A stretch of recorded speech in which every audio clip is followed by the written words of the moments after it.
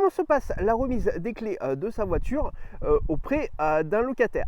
Donc effectivement, lorsque on débute également la location de voiture entre particuliers, on se demande toujours comment peut se passer la remise des clés de sa voiture, tout simplement parce que il faut être présent forcément ça a un petit peu de charge mentale puisque forcément on a tous des imprévus ou alors des choses à faire et donc forcément il faut être présent. Donc dans cette vidéo je vais vous donner les deux moyens qui vont vous permettre de faire une remise des clés facilement afin de pouvoir que vous ayez le choix et que vous preniez les décisions nécessaires selon ce que vous souhaitez.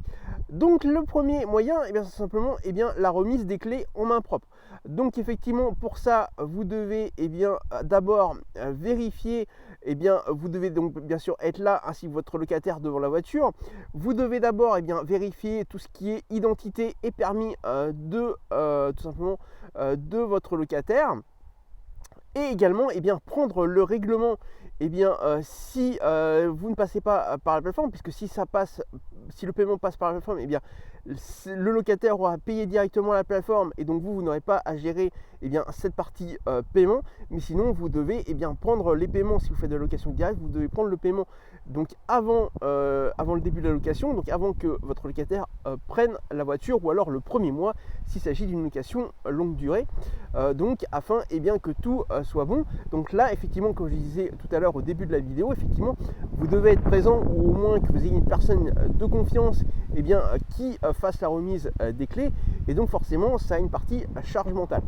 Le deuxième moyen c'est via un système automatisé. Alors si vous faites ça, si vous faites de location via des plateformes, vous avez ce qu'on appelle le système Connect qui permet que tout se fasse à distance, même effectivement l'ouverture de la voiture qui peut se faire par tout simplement l'application, et à distance qui peut se faire par le locataire directement via l'application de la plateforme lorsque tout est OK.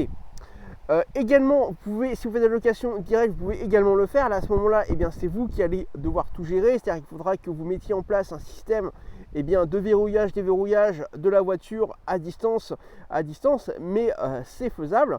Ça a un certain coût, mais après, vous n'êtes plus obligé d'être là.